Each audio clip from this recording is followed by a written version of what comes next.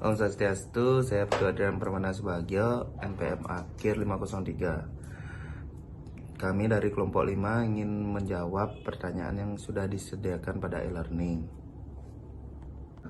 Saya akan menjawab pertanyaan nomor 1.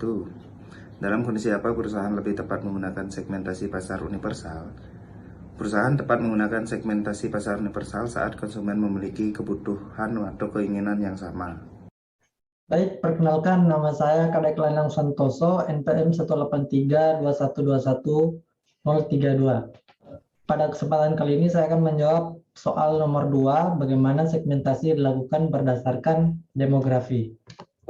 Baik, segmentasi pasar demografis dilakukan ketika pelanggan terbagi menjadi beberapa kelompok berdasarkan informasi demografis mereka, seperti usia, pendapatan, jenis kelamin, tingkat pendidikan, ras, jabatan, agama, dan banyak lagi.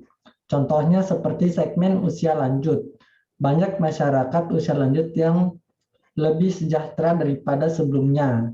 Negara dengan populasi yang sudah menua membuat peluang pasar menawarkan barang jasa yang ditujukan untuk memenuhi kebutuhan kaum usia lanjut.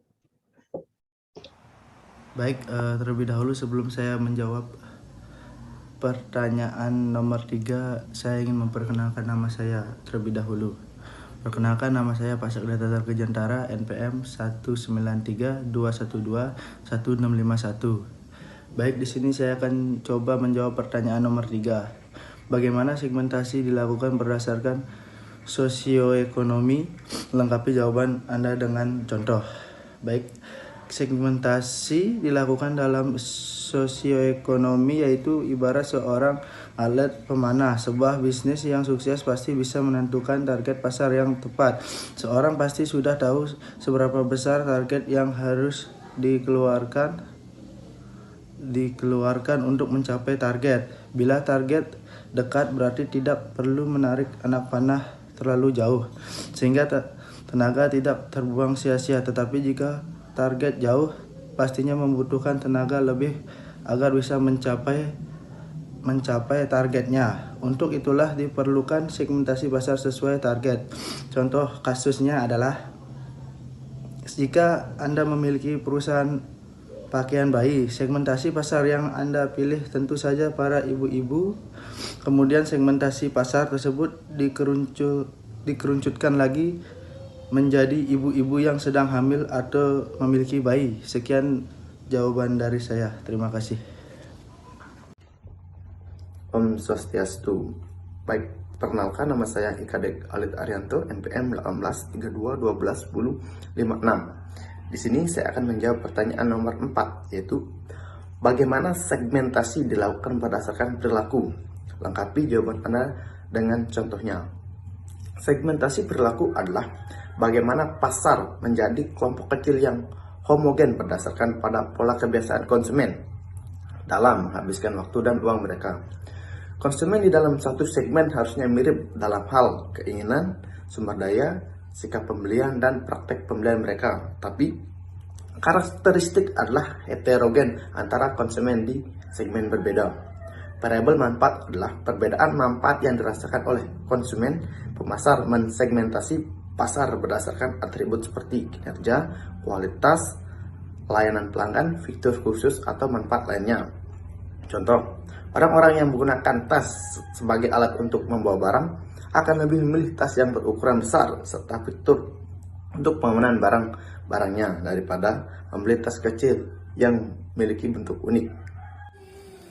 Perkenalkan, nama saya Igusti Putu Mulyade, NPM 18321211039.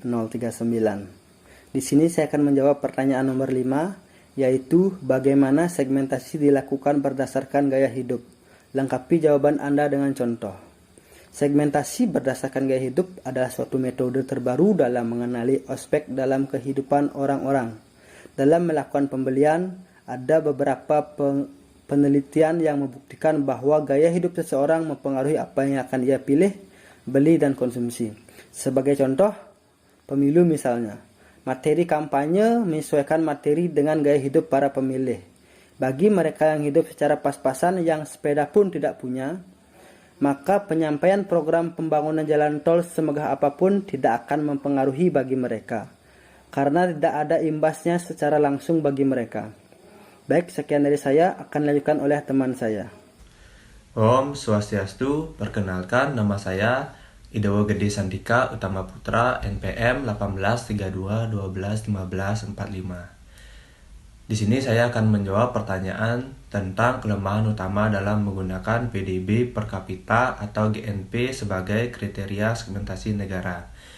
Kinerja ekspor dan impornya hanya merupakan porsi yang relatif kecil dari total ekonomi Indonesia. Rasio perdagangan terhadap PDB Indonesia sebenarnya sangat rendah, sekitar 40% atau di bawah rasio rata-rata dunia yang berkisar 55-60%. Rasio rendah ini menunjukkan bahwa Indonesia tidak terintegrasi dengan baik di dalam rantai pasokan dan rantai nilai global. Ini adalah situasi yang menyiratkan bahwa ada peluang yang terlewatkan atau missed opportunities dalam hal investasi, khususnya investasi asing yang cenderung membawa teknologi dan keahlian baru ke Nusantara, dalam hal menghasilkan pekerjaan baru dan lebih umum dalam hal pertumbuhan ekonomi dan sosial.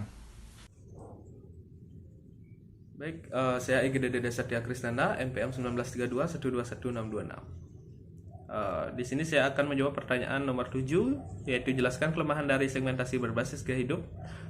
Dan untuk aplikasi seperti ini, apa gaya hidup akan segmentasi tepat digunakan? Baik, untuk yang pertama saya akan menjelaskan kelemahan dari segmentasi berbasis gaya hidup. Untuk yang pertama, perilaku konsumen berubah seiring waktu dan tidak selalu dapat diprediksi dengan akurat. Pemasar harus terus memperbarui parameter untuk memprediksi perilaku pembelian agar relevan.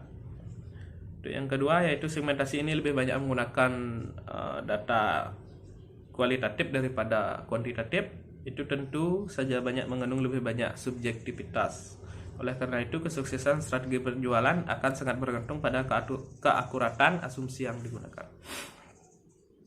Jenis segmentasi ini dapat digunakan untuk berbagai jenis bisnis. Namun itu semua tergantung pada seberapa kuat korelasi antara gaya hidup target konsumen dengan produk yang ditawarkan oleh brand. Beberapa jenis yang sesuai menggunakan jenis segmentasi yang satu ini, misalnya business profit dan non-profit, B2B atau business to business, dan B2C atau business to consumer. Baik, selanjutnya saya akan menjawab pertanyaan nomor 8, alasan terkadang merek lokal menggunakan positioning global adalah karena dengan menggunakan positioning global, skala ekonomis menjadi lebih tinggi sebagai hasil standarisasi platform produk. Untuk yang kedua, persepsi masyarakat bahwa kualitas produk yang lebih unggul dibandingkan dengan merek lokal. Untuk yang ketiga, dengan menggunakan positioning global, merek lokal diharapkan mampu menembus pasar internasional. Sekian jawaban dari kelompok kami. Jika ada salah kata, kami mohon maaf. Om Santi Om.